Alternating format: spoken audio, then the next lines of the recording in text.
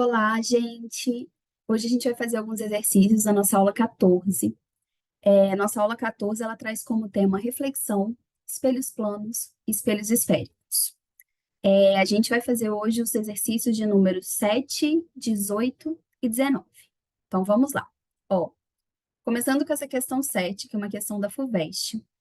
Ela fala pra gente o seguinte: desejando se fotografar a imagem refletida por um espelho plano vertical de uma bola que foi colocada no ponto P, uma pequena máquina fotográfica é posicionada em O, como indicado na figura, registrando uma foto. Para obter outra foto, em que a imagem refletida da bola apareça com um diâmetro duas vezes menor, dentre as posições indicadas, a máquina poderá ser posicionada somente em, dado que a figura foi vista de cima, esquematizando a situação, e estando os pontos representados no plano horizontal que passa pelo centro da bola. Primeira coisa, estamos falando de um espelho plano. Se vocês se lembrarem, a principal característica de um espelho plano é justamente que ele não altera o tamanho das coisas. Então, a altura do objeto é exatamente igual à altura da imagem. Tá, então como é que eu vou produzir uma imagem que tem um diâmetro duas vezes menor? Na verdade, o diâmetro da imagem continua sendo sempre o mesmo. Só que o nosso cérebro, ele tem uma relação de que quando os objetos estão muito longe da gente, eles aparentam ser menor. É uma questão de comparação. Por exemplo, se eu pegar uma caneta, colocá-la aqui pertinho do meu rosto, vocês estão vendo que a caneta é quase do tamanho do meu rosto, um pouquinho menor. Mas se eu aproximo a caneta da câmera, eu fico muito pequena agora com relação à caneta. Nem eu nem a caneta mudamos de tamanho. Mas essa relação de distância é uma relação que o nosso cérebro faz. Então, para que a imagem pareça ser duas vezes menor, que ela não vai ser, eu tenho que me afastar o dobro da distância. Então, ó, nós temos uma bola aqui no ponto P. A imagem dessa bola no espelho plano conserva, então, distância da bola até o espelho é igual a distância do espelho até a imagem da bola. A imagem ficaria aqui assim, né? Mantendo a mesma distância. Imagem. Ele fala para gente que tem uma câmera aqui no ponto O.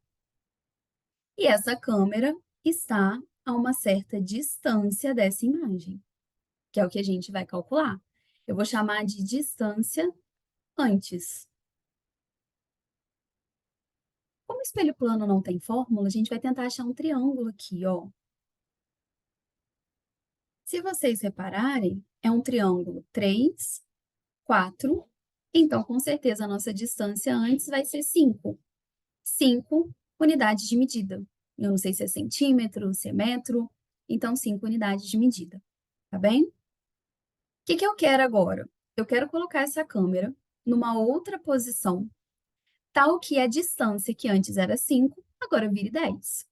Né? Eu quero dobrar essa distância. Então, vamos testar aqui o ponto A, né? Vamos na ordem. Ponto A está aqui, ele é um ponto interessante, né? Assim, visualmente falando, pensando em simetria, ele parece ser um ponto bem legal. E a distância do ponto A até a imagem ficaria aqui assim, ó. Novamente, a gente pode fechar um triângulo aqui, ó. E esse triângulo vai ser um triângulo 1, 2, 3, 4, 5, 6, 7, 8. Aqui embaixo deu 8 quadradinhos. 1, 2, 3, 4, 5, 6 quadradinhos aqui. Então, é um triângulo que a hipotenusa vale 10. Opa, dobrou a distância. O ponto A é interessante para a gente. Então, a gente já sabe que ou é a letra C ou é a letra E, que o ponto A é interessante. Gente, para quem não lembra da regrinha do triângulo 3, 4, 5, né? A gente pode também fazer Pitágoras, não tem problema. Hipotenusa ao quadrado é o quadrado de um cateto mais o quadrado do outro cateto. Isso vai dar 10 também, tá? Agora a gente tem que testar o ponto B e o ponto D. Bom, ponto B, vou fazer de azulzinho. O ponto B está aqui. a gente vai ter um triângulo meio esquisito, né? Um triângulo 3, 1, 2, 3, 4, 5, 6. Um triângulo 3, 6. Essa hipotenusa com certeza não vai dar 10. Nem próximo de 10, né? Vamos ver o ponto D. Se tiver que fazer conta, a gente faz, mas vamos ver se dá para testar assim. O ponto D está aqui. Então, a gente vai ter um triângulo aqui, aqui, aqui. Bom, eu vou ter um triângulo de altura 1, 2, 3, 4, 5, 6, 7, 8. Então, eu vou ter um triângulo de altura 8.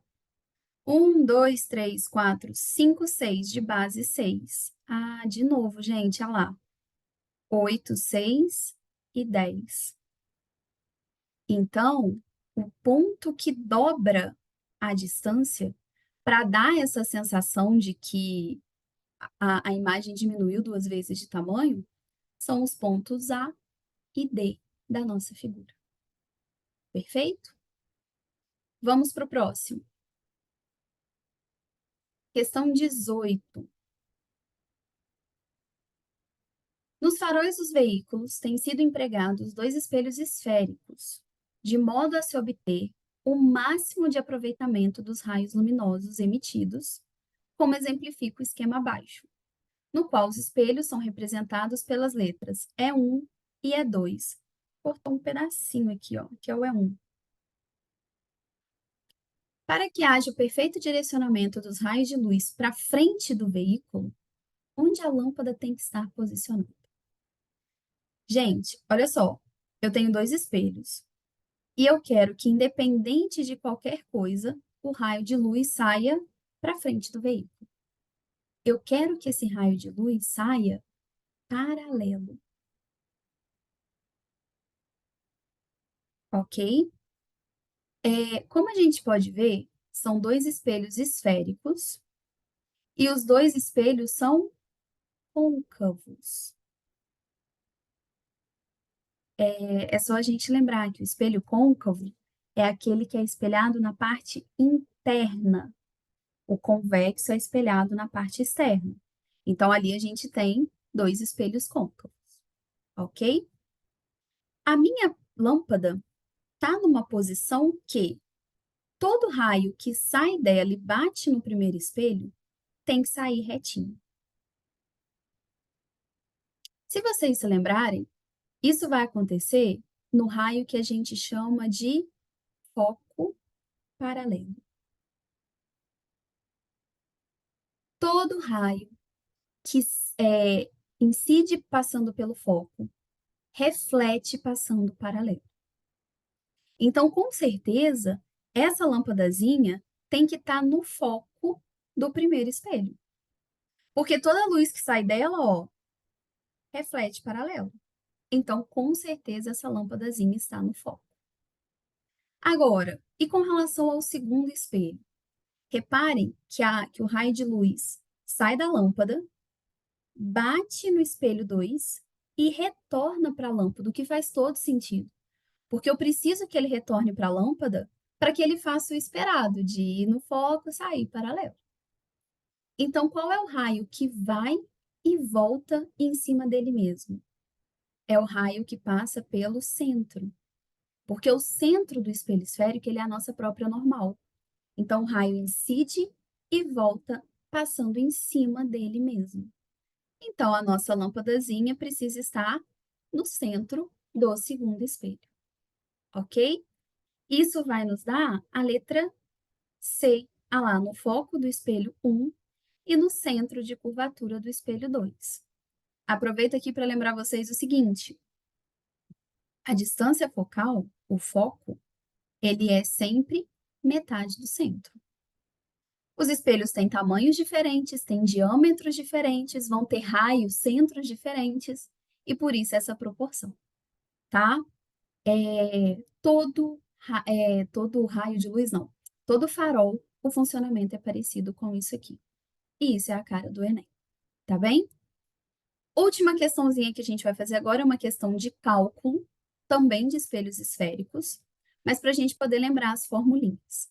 Ó, um objeto luminoso encontra-se a 40 centímetros de uma parede e a 20 centímetros de um espelho côncavo que projeta na parede uma imagem nítida do objeto, como mostra a figura.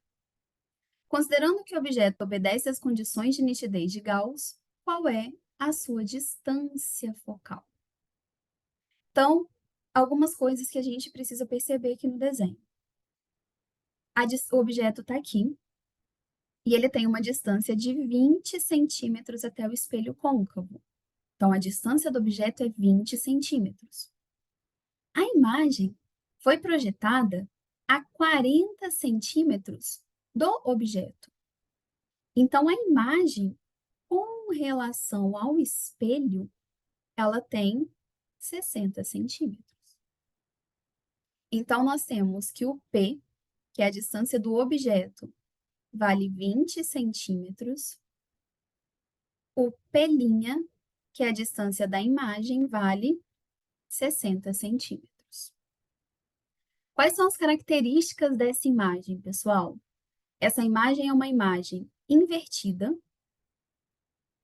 Como vocês podem ver, ela está de cabeça para baixo. Toda imagem invertida é real. Toda imagem projetada é real. E ela me parece maior que o objeto. Então, essas são as características da imagem. Quando ele fala da nitidez de Gauss, da lei de Gauss, ele está falando daquela formulinha. 1 sobre F, 1 sobre P, mais 1 sobre P'. Essa é a lei de Gauss. E é essa formulinha que a gente vai usar aqui, tá? Então, o foco é o que a gente quer. Eu tenho P, eu tenho P'.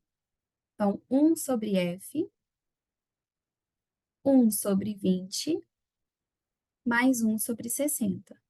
Lembrando que esse 60 é positivo, porque a minha imagem está na frente do espelho, ela é uma imagem real. Se a imagem fosse virtual, se ela estivesse tipo aqui atrás do espelho, nosso P' seria negativo, tá? Aqui a gente vai tirar o mínimo, né? Vai dar 60. 60 dividido por 23. 60 dividido por 60, 1. Isso vai dar 4 por 60.